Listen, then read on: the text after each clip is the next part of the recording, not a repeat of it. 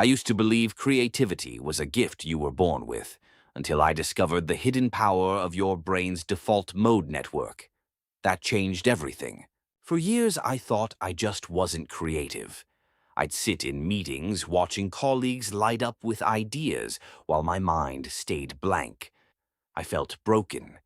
Then I stumbled on a neuroscience finding that shattered every belief I had about originality. Your brain has something called the default mode network. It's a set of regions that fire when you're daydreaming, showering, walking, not when you're staring at a blank page.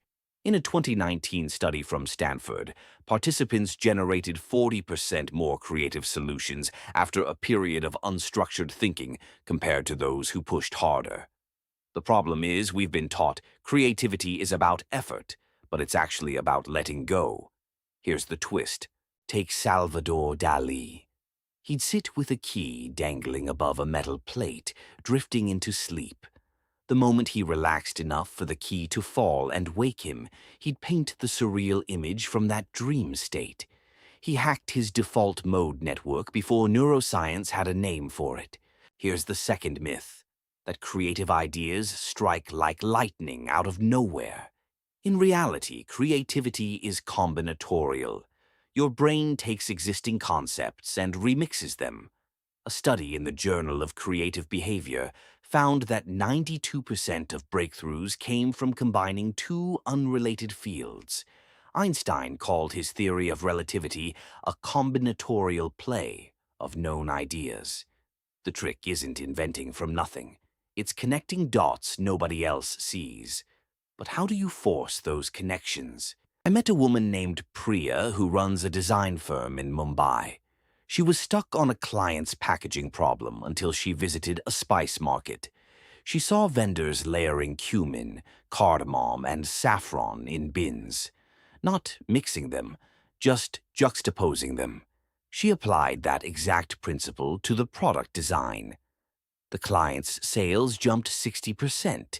She didn't invent a new color. She remixed an ancient visual language.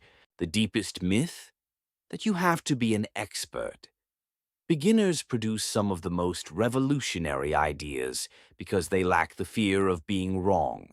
It's called beginner's luck in science. Innovators like Elon Musk and Marie Curie entered fields where they were outsiders. A Harvard Business Review analysis of patent filings showed the most cited patents came from inventors who'd been in the field for less than 5 years. They didn't know what was impossible, so they tried it. And that's the most terrifying freedom you'll ever have. Consider Linda, a 52-year-old accountant who started painting during lockdown. She knew nothing about color theory. She just felt what looked right. In 2021, one of her pieces sold at a charity auction for $12,000. A gallery owner told her, "Your work has the naivety of Basquiat." She replied, "I don't know who that is." Her ignorance was her superpower. All of this points to one thing. Your environment shapes your creativity more than your genetics. When I started walking daily without headphones, reading outside my field, anthropology, marine biology, ancient poetry, my ideas changed. In a recent survey of 1,000 creative professionals, 78% said their best ideas came during a non-work activity. The cliché of the lonely genius is a lie. Creativity is a habit you build, not a trait you inherit.